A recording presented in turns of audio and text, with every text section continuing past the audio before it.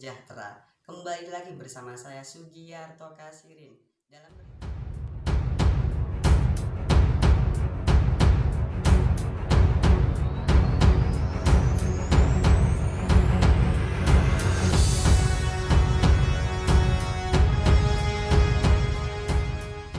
Media Partai Komunis Cina, Global Times, melemparkan tebakan kepada publik tentang siapa yang akan menang jika Amerika Serikat dan Cina benar-benar perang. Tulisan media tersebut keluar di saat ketegangan kedua negara semakin memanas. Tulisan editorial Global Times dibuat oleh pemimpin redaksinya, Hu Ngijin, Jumat 7 Agustus 2020. Orang-orang sering bertanya kepada saya, jika terjadi bentrokan militer antara Cina dan Amerika Serikat, pihak mana yang akan menjadi pemenang? Tulis Hu. Dalam hal kekuatan militer secara keseluruhan, siapa yang lebih kuat, Cina atau Amerika Serikat? Itu pasti Amerika Serikat. Namun, jika menyangkut perairan pesisir Cina, kekuatan maritim Cina plus kekuatan tempur darat vs kekuatan maritim Amerika Serikat, sulit untuk mengatakan pihak mana yang lebih kuat. Jika Anda belum mencobanya, pasti ada ketidakpastian. Lanjut Hu.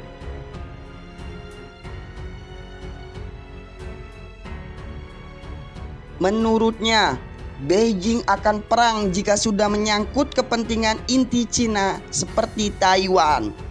Taiwan, misalnya, melewati batas di bawah dorongan Amerika Serikat dan mengarah pada pertarungan militer, maka pada saat itu akan ada adu keinginan serta adu kekuatan. Siapa yang berada di atas angin dalam situasi ini? Ini adalah kombinasi dari kekuatan militer ditambah moralitas ditambah keinginan untuk bertempur. Menurut Anda, siapa yang akan lebih kuat dalam perang di lepas pantai Cina? Imbu Hu. Jadi, Amerika Serikat harus diingatkan untuk menjauhkan diri dari kepentingan inti Cina. Jangan bermain-main dengan api di lepas pantai Cina. Jangan benar-benar memicu konflik atas pertanyaan Taiwan. Dan jangan berlebihan di Laut Cina Selatan. Jika pemerintahan Trump hanya ingin menciptakan ketegangan Cina dan Amerika Serikat untuk membantu kampanye pemilihan ulangnya dan tidak benar-benar siap untuk pertarungan militer, maka berhati-hatilah selama beberapa bulan ke depan dan jangan melangkah terlalu jauh. Papar Hu.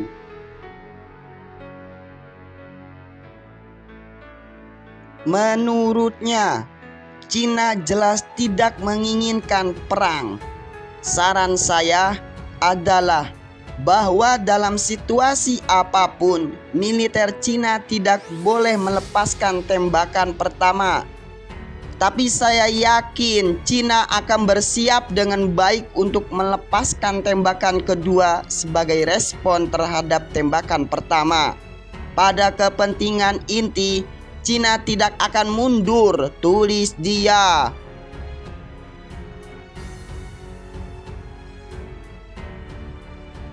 Sebelumnya, Menteri Pertahanan Cina Wei Fenghe memperingatkan Menteri Pertahanan Amerika Serikat Mark Esper agar Washington tidak melakukan tindakan berbahaya di Taiwan. Peringatan muncul setelah Menteri Kesehatan dan Layanan Kemanusiaan Amerika Serikat Alex Azar dijadwalkan berkunjung ke Taipei dalam beberapa hari mendatang.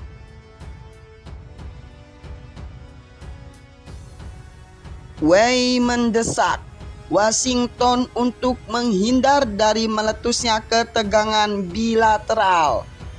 Hentikan kata-kata dan perbuatan yang salah dan hindari mengambil tindakan berbahaya yang dapat meningkatkan situasi, kata Wei, merujuk pada kebijakan Amerika Serikat terhadap Taiwan dan Laut Cina Selatan, seperti dilansir Xinhua, Jumat 7 Agustus 2020.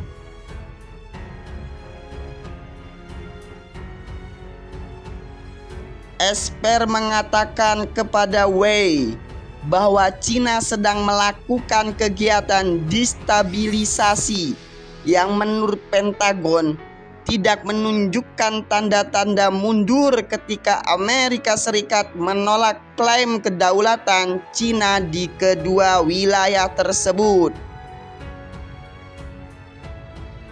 Menteri Esper menyerukan transparansi Republik Rakyat Cina (RRC) yang lebih besar tentang COVID-19, menyatakan keprihatinan tentang aktivitas destabilisasi RRC di sekitar Taiwan di Laut Cina Selatan dan meminta RRC untuk menghormati kewajiban internasional, kata juru bicara Departemen Pertahanan Jonathan Hoffman.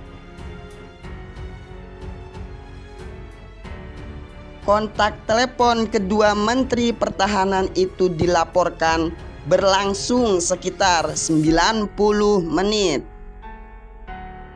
Amerika Serikat telah meningkatkan kampanye diplomatik yang luas terhadap Beijing yang menuduhnya atas segala hal, mulai dari pelanggaran hak asasi manusia besar-besaran, berupaya untuk menjajah wilayah Laut Cina Selatan, hingga menggunakan teknologi seperti aplikasi populer TikTok untuk memanen informasi pribadi jutaan orang di seluruh dunia.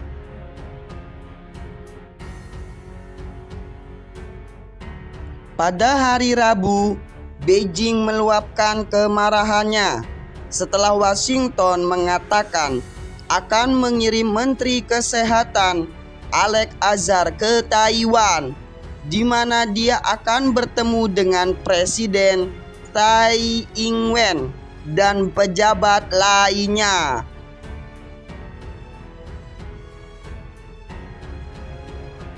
Azar akan menjadi anggota kabinet Amerika Serikat paling senior pertama yang mengunjungi Taiwan sejak 1979. Washington dan Taipei tidak memiliki hubungan diplomatik resmi, namun Amerika Serikat menunjukkan dirinya sebagai sekutu dekat.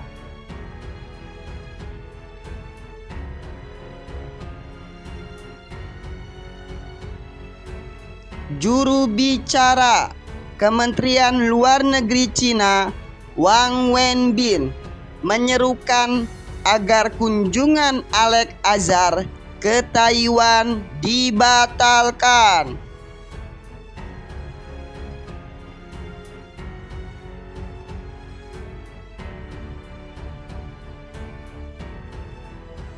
Cina dengan tegas menentang interaksi resmi antara Amerika Serikat dan Taiwan, kata juru bicara Kementerian Luar Negeri Cina, Wang Wenbin.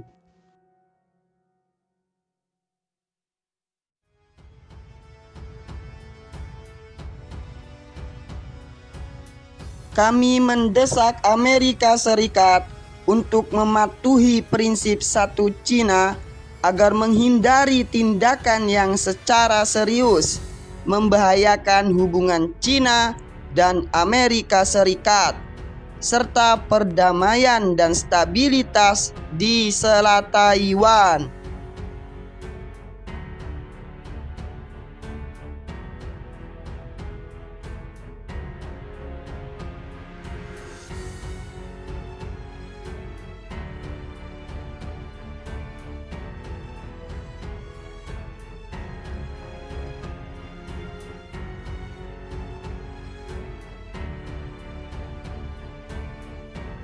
Beijing memandang Taiwan sebagai wilayahnya dan bersumpah untuk merebutnya suatu hari nanti.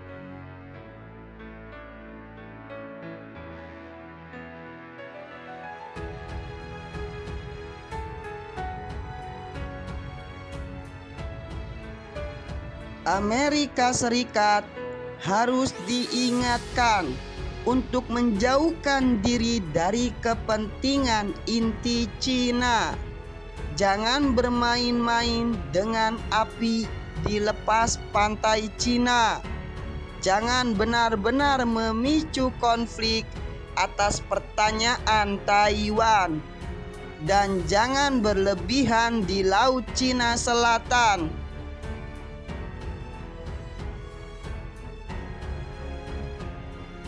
Jika pemerintahan Trump hanya ingin menciptakan ketegangan Cina dan Amerika Serikat untuk membantu kampanye pemilihan ulangnya dan tidak benar-benar siap untuk pertarungan militer, maka berhati-hatilah selama beberapa bulan ke depan dan jangan melangkah terlalu jauh.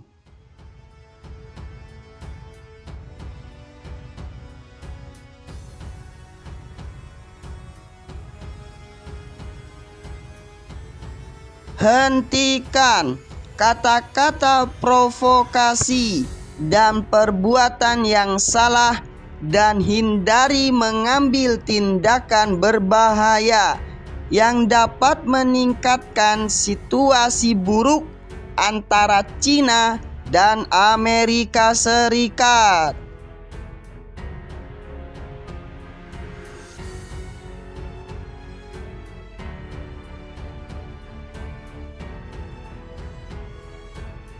Cina jelas tidak menginginkan peperangan. Dalam situasi apapun, militer Cina tidak akan melepaskan tembakan pertama.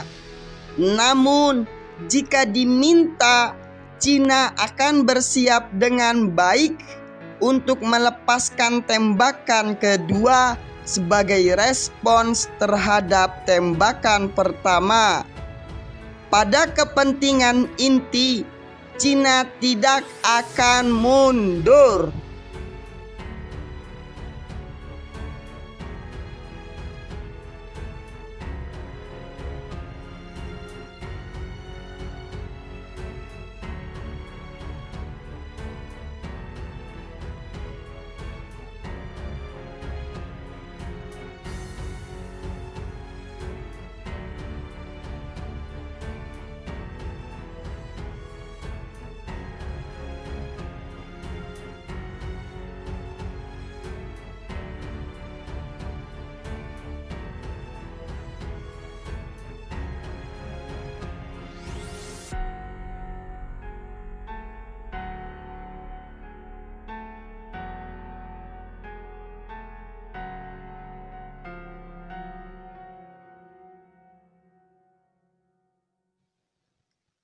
Jika Cina dan Amerika Serikat benar-benar perang, siapakah pemenangnya?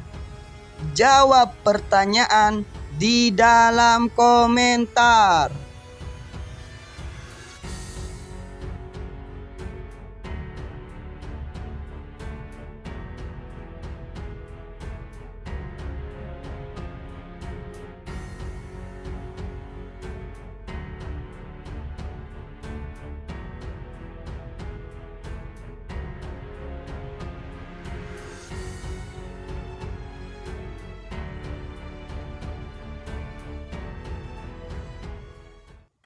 Demikian berita hari ini. Saya Sugiarto Kasirin. Mohon undur diri. Selamat hidup, selamat beraktivitas kembali. Sampai jumpa. Wassalamualaikum warahmatullahi wabarakatuh.